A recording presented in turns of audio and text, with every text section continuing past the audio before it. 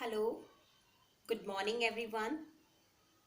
Here is myself Neelam, SRG Meerut, once again before you, having a new episode with a new content. We are talking about the transformation of educative system, कि जैसे हमने बात की कि वैदिक संस्कृति से आश्रम पद्धति हमारी शिक्षण पद्धति का प्रमुख विधा थी, रीति थी। उसके पश्चात धीरे धीरे जब भारत में पाश्चात्य संस्कृति का आगमन हुआ, लॉर्ड मैकाले का आगमन हुआ, तो अंग्रेजी भाषा के माध्यम से शिक्षण पद्धति पर बल दिया गया। और उस समय जो पद्धति हमारे यहाँ स्वीकारित की गई वो थी फैक्ट्री मॉडल, जिसमें हमने इनपुट, प्रोसेस और आउटपुट की परिकल्पना पर बात की थी। उसके बाद धीरे धीरे समय के साथ आस्क डिस्क्राइब आस्क मॉडल आया और उसके बाद अपनी लास्ट वीडियो में हमने आपसे परिचर्चा की कोचिंग और मेंटरिंग के बारे में। तो इस तरह से हमने देखा कि किस प्रकार से परिवर्तन जब समाज में आता है तो समाज में आने वाले परिवर्तन के साथ साथ हमारी विचारधारा, हमारी संस्कृति, हमारी सभ्यता, हमारे दृष्टिकोण में भी बदलाव आना स्वाभाविक है। और समय के साथ साथ शिक्षा के प्रारूप में भी अंतर्राष्ट्रीय स्थिति को ध्यान में रखते हुए परिवर्तन आता ही रहता है। तो इस प्रकार से हमने देखा कि चरणबद्ध प्रक्रिया के माध्यम से धीरे धीरे हमारी शिक्षण पद्धतियों में बदलाव होते गए। अब आज के इस आधुनिक परिप्रेक्ष्य में कौन सी शिक्षण पद्धति सबसे उत्तम है और बच्चों के समक्ष हम किस प्रकार से अपनी विषय वस्तु को प्रदर्शित करें कि उनका लर्निंग आउटकम 100% और नियर अबाउट 100% आए। इस चीज़ को ध्यान में रखते हुए ये सोचा गया कि शिक्षा का प्रारूप ऐसा हो, उसका स्वरूप ऐसा हो जिसमें सिर्फ पाठ्यक्रम ही सम्मिलित ना हो, अपितु बच्चे के सर्वांगीण विकास की अवधारणा पर भी ध्यान दिया जाए। अब जब बात सर्वांगीण विकास की आती है तो हमारे व्यक्तित्व के विभिन्न पहलू, उसमें शारीरिक विकास, मानसिक, भावात्मक, संवेगात्मक विकास की अवधारणा भी स्वतः ही परिलक्षित होती है।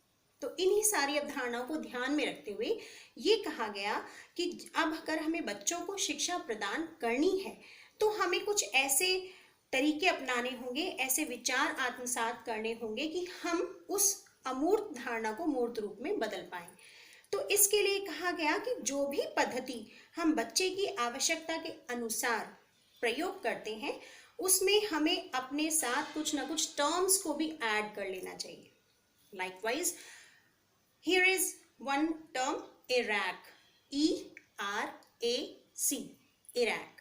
आज हम इस बारे में परिचर्चा करेंगे। इससे पहले यहाँ मैं कुछ पंक्तियाँ उद्धृत करना चाहूँगी फ्रांसिस बेकन की, जो हमारे लिए इस टर्म को समझने में बहुत लाभदायक होंगी। These are the lines: studies serves for delight, for ornament and for ability। कि अध्ययन हमें डिलाइट, आनंद प्रदान करता है, ऑर्नामेंट अर्थात आभूषण, कि अध्ययन हमें ज्ञान रूपी आभूषणों से सुशोभित भी करता है, एंड फॉर एबिलिटी, और ज्ञान हमारे अंदर हमारी योग्यता को और संवर्धित करता है। तो जिस रूप में कहा जा सकता है कि ऐसा ज्ञान जो हमारे मन को आनंद प्रदान करे, हमें ज्ञान की असीम अवधारणाओं से परिचित कराए, सुसज्जित करे और साथ ही साथ हमारे अंदर छिपे हुए कौशल को, योग्यता को और मॉडिफाइड रूप में सामने लाए। तो वही शिक्षण व्यवस्था या वही टीचिंग टेक्निक प्रभावशाली होगी। तो यहाँ हम बात कर रहे थे इरैक मॉडल की, जिसमें हम सबसे पहले I have just spoken a word E. The E letter consist for experience, अनुभव। Next letter I have spoken about R. R is considered to be the word reflection, and A. A is considered for application, and the very last word C. C refers to consolidation. Let's talk about these all letters. First of all, I am just taking the letter number 1, that is E. जैसे कि हमने बात की कि अनुभव व्यक्ति का सबसे प्रिय मित्र और मार्गदर्शक होता है। हम अपने जीवन की दिन प्रतिदिन होने वाली घटनाओं से बहुत अनुभव ग्रहण करते हैं और वही अनुभव हम अपने आगामी जीवन में वही वस्तु स्थिति परिस्थिति पड़ने पर प्रयोग भी करते हैं। तो इसी अवधारणा को ध्यान में रखते हुए कि आज का हमारा आचरण हमारे आगामी जीवन के लिए शिक्षा का कार्य करेगा, तो एक टीचर को हमेशा ये ध्यान रखना चाहिए कि जब भी वो कक्षा में प्रवेश करता है तो विभिन्न मानसिक स्तरों के जो बच्चे उसके पास आते हैं उन सबके सामान्य और दैनिक जीवन के अनुभवों को भी वो शामिल करे, क्योंकि यही एकमात्र तरीका है कि एक शिक्षक बच्चों से इंटरैक्ट कर पाएगा, बातचीत कर पाएगा। क्योंकि सबसे ज़्यादा परिकल्पना जो हमने देखी है कि बच्चे कक्षा में भय का अनुभव करते हैं, वो डरे सहमे रहते हैं, वो झिझक महसूस करते हैं, और यही कारण है कि विषय वस्तु उनको समझ आ रही है या नहीं आ रही, इस बात के लिए शिक्षक तक वो अपना संदेश नहीं पहुंचा पाते। तो सबसे ज़्यादा आवश्यकता इस बात की है कि एक टीचर अपने बच्चों के साथ इतना सहज हो, इतना कंफर्टेबल हो कि बच्चे उसके साथ जुड़ सके, और उसके लिए एक टीचर को हमेशा उनके साथ कन्वर्सेशन, बातचीत करनी पड़ेगी। और वो बातचीत उनके दैनिक जीवन से संबंधित हो सकती है, उनके अनुभवों से संबंधित हो सकती है, उनके पारिवारिक जीवन से संबंधित हो सकती है, उनके सामाजिक जीवन से संबंधित हो सकती है।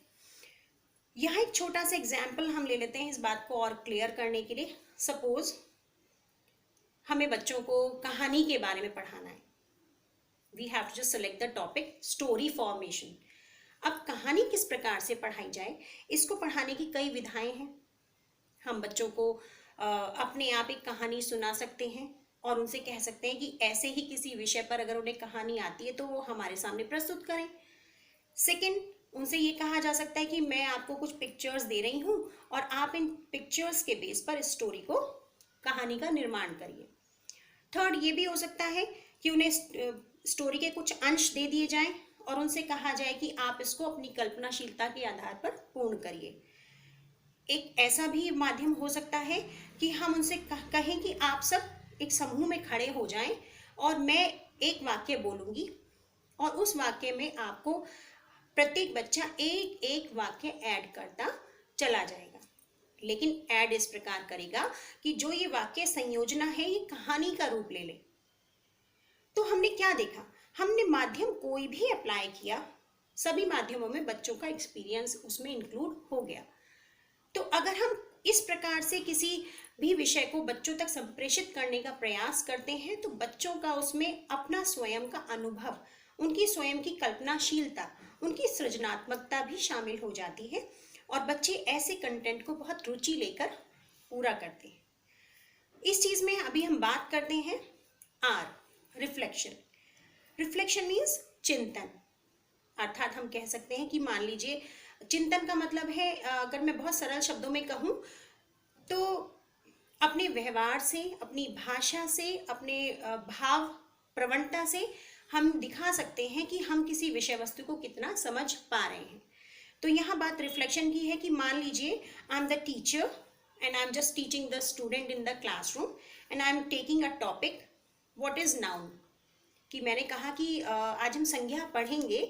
तो संज्ञा में मैंने क्या किया कि अपने परिवेश से संबंधित जो मेरी क्लासरूम में ऑब्जेक्ट्स हैं उन सब से संबंधित मैंने कुछ वर्ड्स बच्चों को बोले और बच्चों से कहा कि आप क्या क्या देख रहे हैं इस क्लासरूम में। तो बच्चों ने उन चीज़ों के नाम बोले।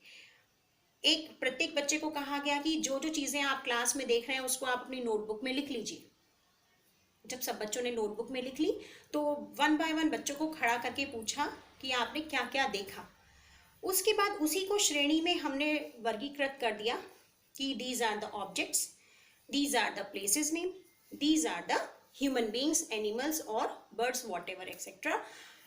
इसके बाद अगर मैं बच्चों को और एग्जाम्पल देकर समझा रही हूँ और मुझे बच्चों के व्यवहार को देखकर ये परिलक्षित हो रहा है कि हाँ बच्चे रुचि ले रहे हैं, तो आई एम इजीली अंडरस्टूड कि बच्चों को मेरा कंटेंट समझ में आ गया। तो उनके व्यवहार से, उनके कार्य से, उनके एक्सप्रेशन से जो परिलक्षित हुआ दैट इज रिफ्लेक्शन। इस अवस्था में अनुभव के साथ साथ थोड़ा सा थिंकिंग यानी विचार पर भी बल दिया जाता है कि जब बच्चा इस क्रिया को कर रहा है तो वो अपने अनुभव को कनेक्ट कर रहा है अपने वर्तमान जीवन से और वो ये देख पा रहा है कि उसके आसपास कौन सी ऐसी चीजें हैं।